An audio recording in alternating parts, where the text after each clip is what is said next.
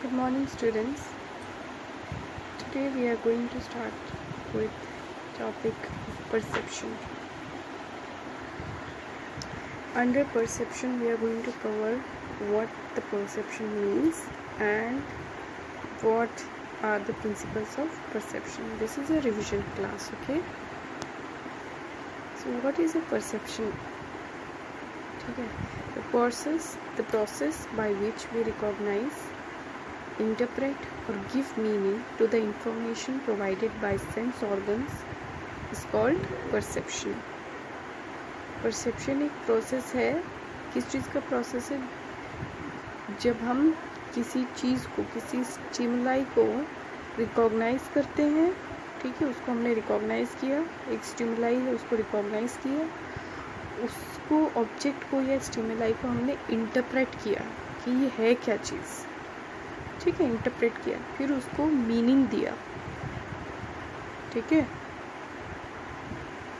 तो इसको हम परसेप्शन बोलते हैं. सेंस ऑर्गन्स जो हैं हमारे, वो उस ऑब्जेक्ट को या स्टिमुलाई को ऑब्जर्व करते हैं या फील करते हैं, ठीक है.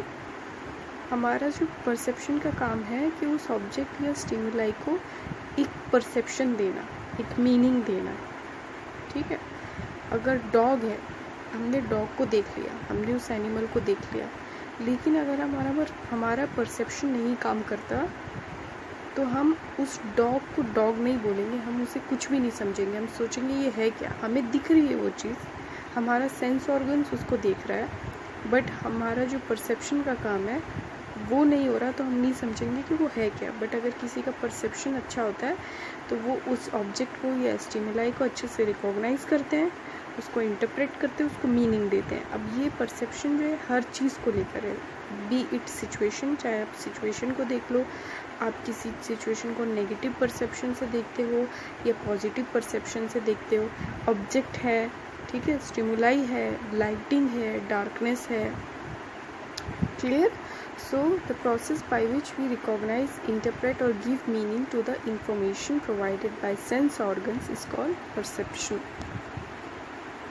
The idea that recognition process begins from parts which serve as the basis for recognition of the whole is known as bottom up.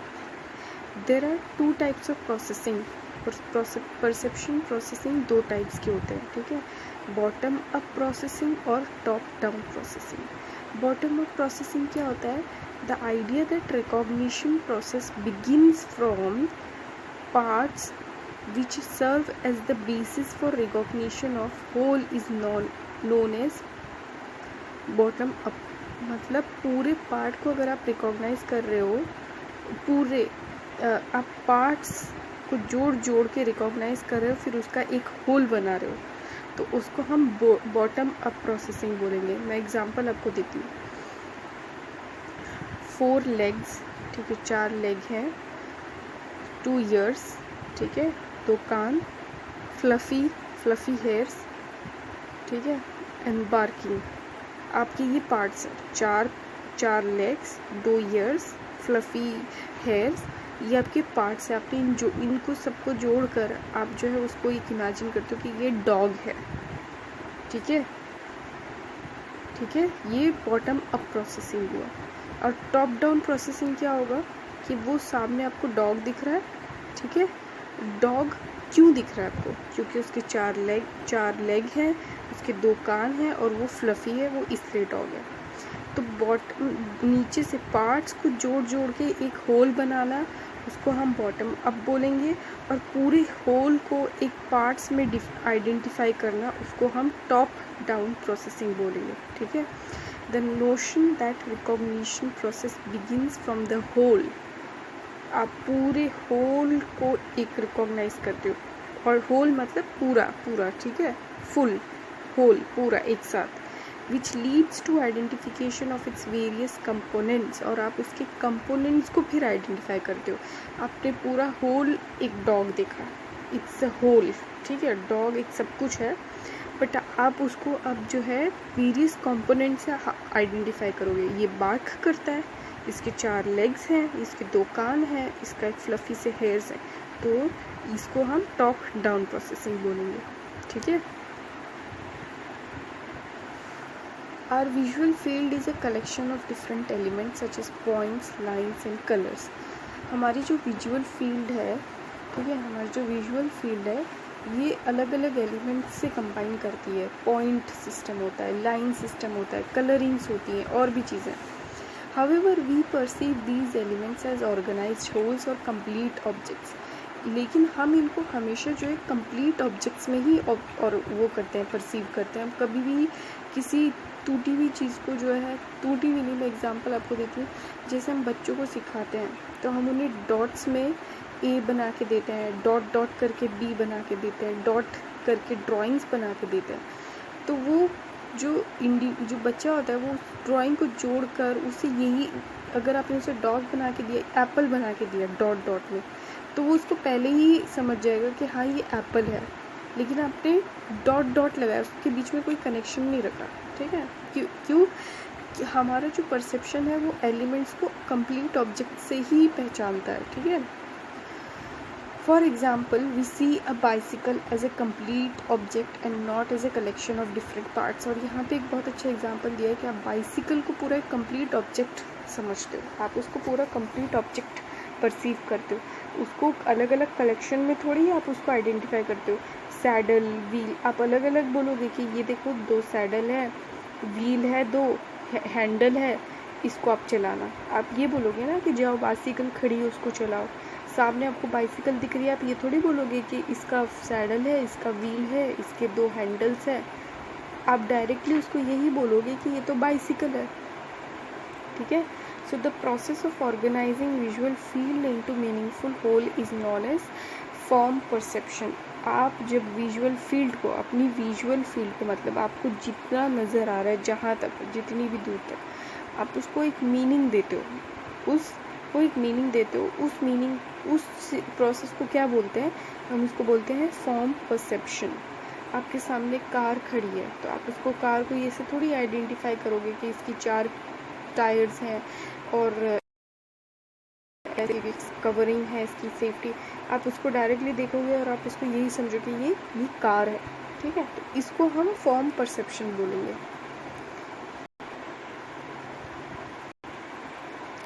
Principles of perception. जो हमारे जेस्टॉल्ट साइकोलॉजिस्ट हैं, उन्होंने हमें सिवरल काफ़ी सारे लॉज दिए हैं कि हम जो है पर स्टिमुलाई को, हमारी विजुअल फील्ड को कैसे ऑर्गेनाइज करते हैं, कैसे मीनिंग देते हैं. ठीक है. तो उसको हम बोलते हैं principles of perception. The gestalt psychologist have given us several laws to explain how and why different stimuli in our visual field are organised into meaningful whole object. उन्होंने हमें यही बताया है, जेस्टॉल्ट साइकोलॉजिस्ट ने, कि हम क्यों अपने विजुअल फील्ड में, क्यों हम अपनी आंखों के सामने जो हमें नज़र आता है उन्हें एज ए होल ऑब्जेक्ट क्यों कंसीडर करते हैं, क्यों हम उन्हें जो स्टिमुलाई है उनको एज ए होल क्यों हम उन्हें देखते हैं. ठीक है.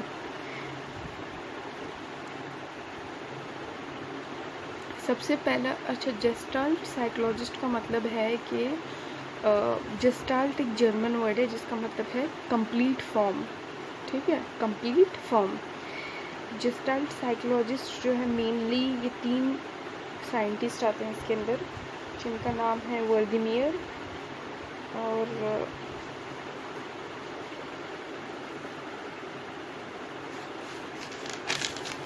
जिसका नाम है वर्दीमियर, कॉफ्का और स्कॉलर. ये 3 मेन इसके साइकोलॉजिस्ट हैं. जेस्टाल्ट साइकोलॉजिस्ट जिसको हम बोलेंगे, तो इसलिए ये तीनों साइंटिस्ट और साइकोलॉजिस्ट कह सकते हैं, वो आएंगे. ठीक है. सबसे पहला प्रिंसिपल जो है वो है प्रिंसिपल ऑफ प्रॉक्सिमिटी. ठीक है. Objects that are close together in a space are perceived as belonging together और एज ए ग्रुप. ठीक है. जो ऑब्जेक्ट्स आसपास जुड़े हुए होते हैं उनको हम हमेशा एक ग्रुप में कंसीडर करते हैं. हम उनको परसीव करते हैं कि ये एक ग्रुप है. ठीक है. हम उन्हें अलग अलग नहीं कंसीडर करते हैं, हम उसे हमेशा ग्रुप में कंसीडर करते हैं. For example, in the next slide does not figure in the next slide does not look like a square pattern of dots but a series of columns of dot. आप इसको ध्यान से देखना. आपको ये जो पैटर्न दिखाई दे रहा है डॉट डॉट का, ठीक है। आप इसको क्या कंसीडर कर रहे हो? फिगर ए में आप उसको पूरा स्क्वायर समझोगे, आप उसे ये थोड़ी समझोगे कि कलेक्शन ऑफ डॉट्स है। आप डायरेक्टली उसको देखोगे, आप ये बोलोगे ये तो स्क्वायर लग रहा है। फिगर बी में आप देखो, उसमें आपको डॉट डॉट करके 3 लाइंस नज़र आ रही है। अब ये 3 तो है नहीं, ये तो 6 का है, 6 लाइन्स है, बट हम इन्हें 3 ग्रुप में कंसीडर करेंगे ना, कि 2 लाइन की एक ग्रुप, 2 लाइन की एक ग्रुप, 2 लाइन की एक ग्रुप। क्यों हमने इसका ग्रुप में देखा? क्यों? बिकॉज ये आपस में एक दूसरे से इनकी प्रॉक्सिमिटी बीच में बहुत कम है, they are very very close together.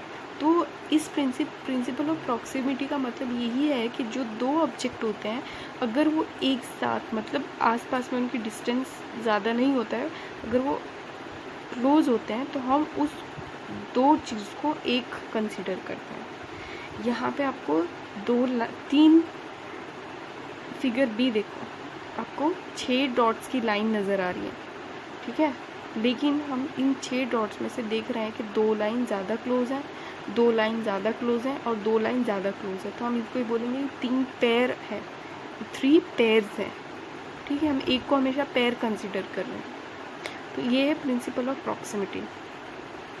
Principle of similarity, objects that are similar to one another and have similar characteristics are perceived as a group। जिन objects के बीच में similarity होती है, उनके characteristics सेम होते हैं, हम उनको as a group consider करते हैं, ठीक है। And next in figure below, the little circles and squares are evenly spaced both horizontally and vertically so that the proximity does not come into play. Instead, we tend to see alternating columns of circle and squares। अब यहाँ पे आपको proximity तो नज़र नहीं आ रही, क्योंकि एक लाइन सर्कल की है, एक लाइन स्क्वायर की है, फिर एक लाइन सर्कल की है, एक लाइन स्क्वायर की है।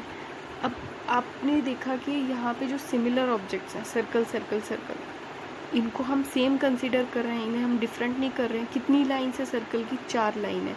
हमने ये 4 लाइन को सेम क्यों बोला? क्योंकि ये चारों का जो लुक है वो सिमिलर है, चारों के जो कैरेक्टरिस्टिक्स हैं वो सेम है। स्क्वायर वाली लाइन के चारों लाइन के कैरेक्टरिस्टिक सेम है, लुक सेम है, ठीक है। तो इसीलिए हम स्क्वायर, चारों लाइन जो स्क्वायर्स की हैं हम उनको सेम ही कंसिडर करेंगे, और ये जो 4 लाइन सर्कल्स की हम इनको सेम कंसिडर करेंगे। तो ये इसका मतलब ये हुआ प्रिंसिपल ऑफ सिमिलैरिटी, ठीक है। सिमिलर ऑब्जेक्ट्स को जिनका शेप, जिनके फीचर्स सिमिलर हो, आप उनको सेम समझोगे। प्रॉक्सिमिटी, प्रिंसिपल ऑफ प्रॉक्सिमिटी में ये था कि जो आसपास होते हैं आप उनको सेम समझोगे। प्रिंसिपल ऑफ कंटिन्यूटी का मतलब यही है, प्रिंसिपल ऑफ कंटिन्यूटी का मतलब ये है कि this principle state that we tend to perceive object as belonging together if they appear to form a continuous pattern. अगर कोई ऑब्जेक्ट्स कंटिन्यूस पैटर्न फॉर्म कर रहे हैं तो हम उन्हें सेम समझेंगे, हम उन्हें परसीव जब करते हैं तो हम उन्हें सेम परसीव करेंगे, ठीक है। एग्जाम्पल यहाँ पे देखो, एक सर्कल वाली लाइन जा रही है ऊपर से नीचे, एक पैटर्न बना हुआ है, तो हम इसको, जो ये राउंड वेव वाली लाइन जा रही है, हम इसको सेम कंसीडर कर रहे हैं कि ये एक ही लाइन आ रही है। जो स्ट्रेट हॉरिजॉन्टल लाइन जा रही है, इसको हम कंसीडर कर रहे हैं कि ये सेम है, जबकि कलर डिफरेंट है सबके, इधर साइड का कलर डिफरेंट है, उधर रेड कलर है, इधर ग्रे कलर है, बट ये जो वेव वाला लाइन है हम इसको सेम कंसीडर कर रहे हैं, और हॉरिजॉन्टल वाला लाइन जो है हम इसको सेम कंसीडर कर रहे हैं। प्रिंसिपल ऑफ कंटिन्यूटी का मतलब यही है कि कोई ऑब्जेक्ट अगर कंटिन्यूस पैटर्न में जा रहा है, वेव कंटिन्यूस पैटर्न में जा रहा है या स्ट्रेट लाइन, तो हम उसको सेम कंसीडर करेंगे, ठीक है। यहाँ पे देखो, वेव वाली जो लाइन है ऊपर रेड है नीचे ग्रे है, बट हम उसे सेम कंसीडर क्यों कर रहे हैं? क्योंकि ये एक ही पैटर्न में जा रही है। फिर स्ट्रेट हॉरिजॉन्टल लाइन देखो, एक साइड ग्रे है एक साइड रेड है, बट हम क्यों सेम कंसीडर कर रहे हैं? क्योंकि वो एक पैटर्न में जा रही है। Principle of smallness, according to this principle smaller areas tend to be seen as figures against a larger background. इसका मतलब ये है कि अगर बैकग्राउंड बहुत ज़्यादा बड़ा होता है और उसके अंदर जो इमेज होती है, एरिया अगर ज़्यादा छोटा होता है, फिगर ज़्यादा छोटा होता है, तो हम जो है स्मॉल चीज़ जो होती है उसको हम फिगर कंसीडर करते हैं। एग्जाम्पल ये देखो, आपको ये दिख रहा है कि यहाँ पे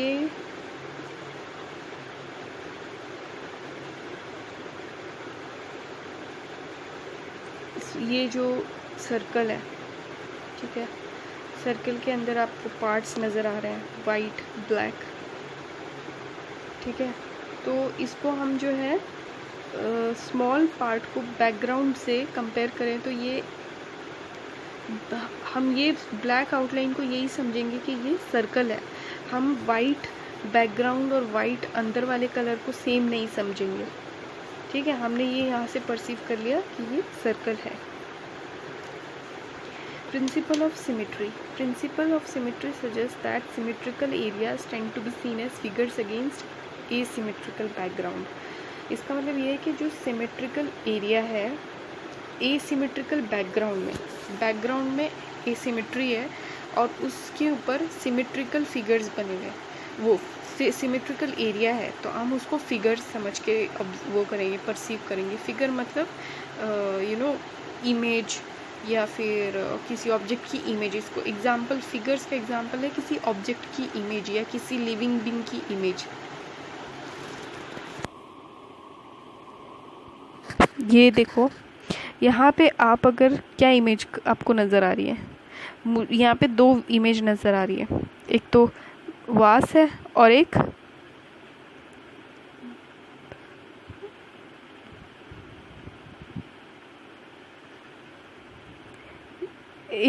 जब अगर आप दूर से देखोगे तो आपको ऐसा लगेगा ये वास है।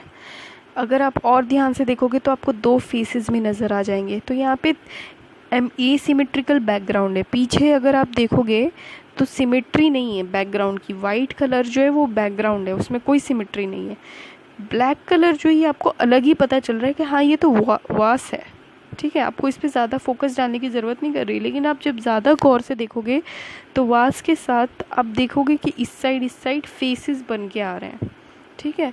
तो ये है प्रिंसिपल ऑफ सिमेट्री। नेक्स्ट है principle of closure. We tend to fill gaps in simulation and perceive the object as whole rather than their separate parts. जो हमारे आँखों के सामने ऑब्जेक्ट्स होते हैं, ठीक है, हम अगर वो पार्ट्स में डिवाइडेड होते हैं, फॉर एग्जांपल ये देखो आपको स्क्वायर नज़र आ रहा है, सर्कल नज़र आ रहा है, तो हम इसको अब मैंने इसको स्क्वायर क्यों बोला, यहाँ पे तो ये पार्ट्स में डिवाइडेड है, 4 लाइन इधर कॉर्नर्स में बनी है, 2 कॉर्नर्स में बनी है, तो हमें ये क्यों हमने स्क्वायर इसको परसीव किया, तो यही इसीलिए परसीव किया क्योंकि ये प्रिंसिपल कहता है कि हम जो है गैप्स फिल करके, हमारे माइंड में इन गैप्स को फिल करके एक ऑब्जेक्ट बना लेते हैं, ठीक है। प्रिंसिपल ऑफ क्लोजर जो है यही स्टेट करता है कि जो अगर हमारे सामने कोई ऑब्जेक्ट या इमेज होती है जिसके अंदर बीच में गैप होता है, तो हम उसको गैप्स को फिल करके एक ऑब्जेक्ट बना लेते हैं, ठीक है। अब यहाँ पे मैं इसको स्क्वायर कंसीडर करूँगी, इसको सर्कल, इसको ट्राइंगल। क्यों मैंने इनको कंसीडर किया ऐसा, क्योंकि मैंने इसके बीच के जो गैप्स हैं उन्हें फिल कर दिए, ठीक है। आई होप आपको क्लास समझ में आया हो। दोबारा से वीडियो चेक करके आप जो है समझने की कोशिश करो। Thank you.